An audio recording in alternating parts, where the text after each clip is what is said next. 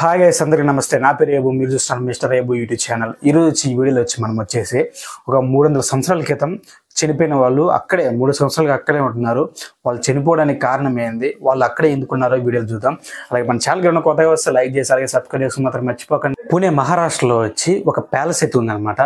ఈ ప్యాలెస్ వచ్చేసి 7-8 ఎకరాల్లో అయితే ఉందన్నమాట. 7-8 ఎకరాలు అంటే మనం చూస్తున్న దూరంలో వచ్చి ఆ ప్యాలెస్ కనిపిస్తుంది అనమాట. ఏదో అప్పుడు కాలంలో 300 సంవత్సరాల క్రితం కట్టిందనమాట. ఇది వచ్చేసి దీని పేరు వచ్చి శనివార్ వాడ అంటారు అనమాట. ఇది వచ్చి మరాఠీ భాషలో అంటారు. వచ్చి మన భాషలో వచ్చేసి మనం ఏమంటామంటే శనివార్ ప్యాలెస్ అని అంటాం అనమాట. ఈ ప్యాలెస్ అనేది మనం ఈ ప్యాలెస్ని అక్కడ పోయి చూసినా కానీ ఉంటుంది, కానీ ఎవరు అనమాట ఎంటీగా అయితే ఉంటుంది అనమాట. మనం పూర్తిగా మాట్లాడుకోవాలంటే 293 సంవత్సరాల క్రితం, కరెక్ట్గా మాట్లాడుకోవాలంటే 300 సంవత్సరాల క్రితం అనమాట. అంటే 1732 సంవత్సరంలో ఇప్పుడు వచ్చేసి ఒక రాజు అయితే ఆ ప్యాలెస్ని అయితే పరిపాలించడం జరిగింది అనమాట. ఏదైతే ఉందో శనివార్ వాడ అనే దాన్ని ప్యాలెస్ని అయితే పరిపాలించడం జరుగుతుంది అనమాట. ఆ రాజు పేరు వచ్చేసి బాజీరావు అనమాట. ఈ రాజు వచ్చి బాజీరావు అనే రాజు ఉన్నాడు కదా, ఆయన వచ్చేసి అక్కడ పూణేలో మహారాష్ట్రలో వచ్చేసి మరాఠీలందరికీ ఈయన అనమాట. అక్కడ ఉన్న వాళ్ళందరికీ ఈయనే రాజు అనమాట. ఈయనకు వచ్చేసి ఒక ఆలోచన అయితే ఉండేది అనమాట. నేనైతే ఇప్పుడు ఉన్నాను కదా, నా గురించి ఇంకా చాలా మంది అనుకోవాలని. అంటే ఇప్పుడు మనం ఎలా ఆయన గురించి మాట్లాడుకుంటున్నామో అలాగే కొన్ని సంవత్సరాల తర్వాత కూడా, కొన్ని ఏళ్ల తర్వాత కూడా మాట్లాడుకోవాలని చెప్పేసి ఈయన ఏం చేశాడంటే 700 ఎకరాలు వచ్చి గవర్నమెంట్ స్థలాలను తీసుకొసుకొని దానికి మొత్తం డబ్బులని కట్టేసి ఏం చేశాడంటే ఒక ప్యాలెస్ అంతా నిర్మించడానికి ప్లాన్ అయితే చేశాడు. ఈయన ఏం చేశాడంటే ఆ ప్యాలెస్ని కట్టేసి ఏం చేశాడంటే కొన్ని రోజులు మంచిగానే జీవించాడు. ఆ తర్వాత చనిపోవడం జరిగింది అనమాట. ఇప్పుడు వచ్చి రాజే చనిపోయాడు కదా, దాని తర్వాత ఎవరు వస్తారు, ఆయనకు వచ్చి 3 కొడుకులు ఉన్నారనమాట.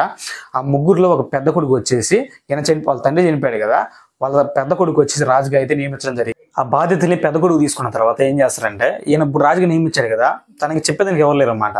అతనికి ఎడ్డు ఉన్న వాళ్ళ నాన్నగారే చనిపోవడం జరిగింది కదా. ఇప్పుడు ఈయన కొత్త కదా, బాధ్యత తీసుకున్న కొత్త కాబట్టి ఏం చేస్తారంటే మిగతా చుట్టుపక్కల రాజ్యాలు వచ్చేసి ఆ రాజ్యం మీద వచ్చి దాడి అయితే రావడం జరిగింది అనమాట. ఆ యుద్ధంలో ఈ బాజీరావు గారు పెద్ద కొడుకు అయితే చనిపోవడం జరిగింది. ఆ తర్వాత ఈ బాజీరావు గారు రెండో కొడుకు మళ్ళీ ఈ బాధ్యతలను అయితే తీసుకోవడం జరిగింది. ఈయన రెండో కొడుకు వచ్చి బాధ్యతలు తీసుకున్నప్పుడు ఆయన వయసు వచ్చి కేవలం 27 సంవత్సరాలు అనమాట. ఆ తర్వాత ఏం చేసి మళ్ళీ యుద్ధం అయితే జరిగింది అనమాట. ఆ యుద్ధంలో వచ్చేసి ఈ రెండో కొడుకు బాజీరావు గారి రాజుగారు రెండో కొడుకు అయితే యుద్ధంలో గెలవడం అయితే జరిగింది అనమాట. ఆ యుద్ధంలో గెలిచిన కొన్ని రోజులకు వచ్చేసి ఆయనకు వచ్చేసి ట్యూబోకిలోసిస్ అనే వ్యాధి వచ్చి ఆయన అయితే చనిపోవడం జరిగింది అనమాట. ఆ వ్యాధి వచ్చేసి రెండో కొడుకు చనిపోవడం జరిగింది అనమాట. ఆ తర్వాత ఇంక లాస్ట్ మూడో కొడుకు ఉన్నాడు అనమాట. ఆయన పేరు వచ్చేసి నారాయణరావు అనమాట. ఈయన జస్ట్ వచ్చేసి 17 సంవత్సరాలు మాత్రమే అనమాట. ఈయన రాజు అవ్వాలని అందరూ ఆ రాజ్యంలో కానీ అందరు ప్రజలందరూ కోరుకున్నారు. ఈ బాజీరావు బామర్దితో ఒక ఆయన అనమాట. అంటే నారాయణరావుకి వచ్చేసి తమ్ముడు అనమాట. ఆయన వచ్చేసి అంకుల్ అనమాట. ఆయనకు వచ్చి నారాయణరావు గారు అయితే బాజీరావు తమ్ముడు ఆయనకు వచ్చి అంకుల్ అనమాట. ఆయన వచ్చేసి ఏం చెప్పాడంటే, ఈయన వచ్చి చిన్న వయసు 17 సంవత్సరాలు మాత్రమే. ఫస్ట్ నేను ఈ బాధ్యతలు నేను రాజుగా నేను తీసుకుంటా, కొన్ని రోజుల తర్వాత ఇతనికి వయసు రాగానే ఈ నారాయణరావుకి నేనే బాధ్యతలను ఇచ్చేస్తానని చెప్పేసి ఎవరైతే నారాయణరావు గారు మామ ఉన్నారు కదా, ఆయన వచ్చేసి తీసుకోవడం జరిగింది అనమాట. మొత్తం ఆ రాజ్యంలోని బాధ్యతలు మొత్తం ఆయన అయితే తీసుకోవడం. ఈ నారాయణరావు వాళ్ళ మామ అంటే రఘునాథరావు గారు వచ్చి ఈయన రాజుగా వచ్చి నియమించుకొని ఈయన రాజు వెళ్తా ఉన్నాడనమాట.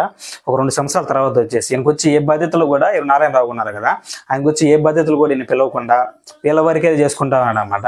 అప్పుడు వచ్చేసి నారాయణరావు గారికి అయితే ఒక ఆలోచన అయితే వచ్చింది.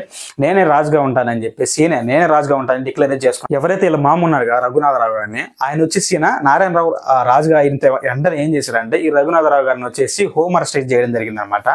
ఈయన రఘునాథరావు గారు ఏం చేశారంటే హోమ్ అరెస్ట్ అయ్యారు కదా, ఆయన వచ్చి ఒక లెటర్ రూపంలో వచ్చేసి ఈ రాజును వచ్చేసి బందీ చేయమని వాళ్ళకైతే ఒక లెటర్ రూపంలో రాయడమే జరిగింది అనమాట. ఆ లెటర్ వచ్చేసి రఘునాథరావు గారి వైఫ్ దగ్గరికి అయితే వెళ్ళింది. ఈ రఘునాథరావు గారు వచ్చేసి వాళ్ళ వైఫ్కి వచ్చేసి ఓన్లీ వాళ్ళని వచ్చేసి బంధించమని చెప్పారు అనమాట. ఈ రఘునాథరావు వైఫ్ ఏం చేసిందంటే వాళ్ళకి వచ్చేసి రాజుగారిని చంపాను, నారాయణరావు గారిని చంపానని చెప్పేసి వాళ్ళందరికీ చెప్పడం జరిగింది అన్నమాట. వాళ్ళందరినీ వచ్చేసి ఎవరైతే రాజుగారు నారాయణరావు ఉన్నారు కదా, తనతో పాటు 11 మందిని అతి దారుణంగా వచ్చేసి వాళ్ళందరం చంపడం జరిగింది అనమాట. ఈ నారాయణరావు గారికి తెలియదు అనమాట. ఆయన రఘునాథరావు గారు వచ్చేసి ఓన్లీ చంపమని లెటర్ అయితే రాశాడు.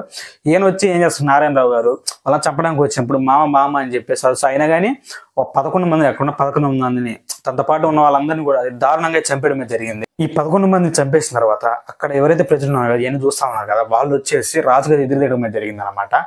మీతో పాటు ఉన్న వ్యక్తిని మీ అల్లుడే అవుతాడు కదా మామ, కాబట్టి మీతో పాటు ఉన్న వ్యక్తిని మీరే చంపారని చెప్పేసి వీళ్ళు ఇక్కడున్న రాజ్యంలో ఉన్న ప్రజలందరూ వెనుదిరగడమే జరిగింది అనమాట. అప్పుడు వచ్చేసి వీళ్ళు ఏం చేశారంటే ఎవరైతే వెనుదిరిగా కదా వాళ్ళందరినీ కూడా చంపడమే జరిగింది. ఇప్పుడు ఎవరైతే రాజుతో పాటు నారాయణరావు గారు రాజుతో పాటు ఎవరైతే 11 మంది ఉన్నారు కదా వాళ్ళందరినీ రాజుగారు చంపడం జరిగింది కదా.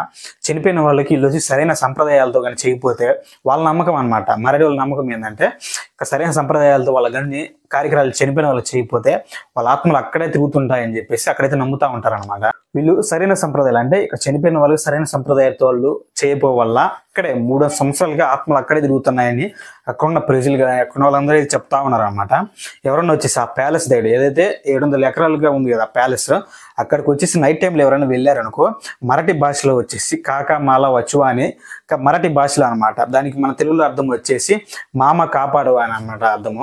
అక్కడ ఎవరైనా నైట్ టైంలో పోతే మాత్రం ఈ శబ్దం వినిపిస్తూ ఉంటుంది అనమాట. అక్కడికి ఆ ప్లేస్లో నైట్ టైం పోతే ఈ శబ్దం అయితే వినిపిస్తూ ఉంటుందంట. ఆ రాజుగారు చంపేసిన 11 మందిని సరైన సంప్రదాయాలతో వాళ్ళు చేయకపోవడం వల్ల అక్కడున్న ఆత్మలు అయితే అక్కడే తిరుగుతున్నాయని అక్కడ వాళ్ళని చెప్తున్నారు అనమాట. దాదాపుగా అంటే 300 సంవత్సరాల క్రితం జరిగింది, ఇంకా ఆత్మలు చనిపోయి అక్కడే తిరుగుతున్నాయని అందరూ అనుకుంటారు అనమాట. ఇది గాయ్స్ ఇవాళ వీడియో. మన ఛానల్కి ఉన్న కొత్తగా వస్తే లైక్ చేసి అలాగే సబ్స్క్రైబ్ చేసి మాత్రం మర్చిపోకండి.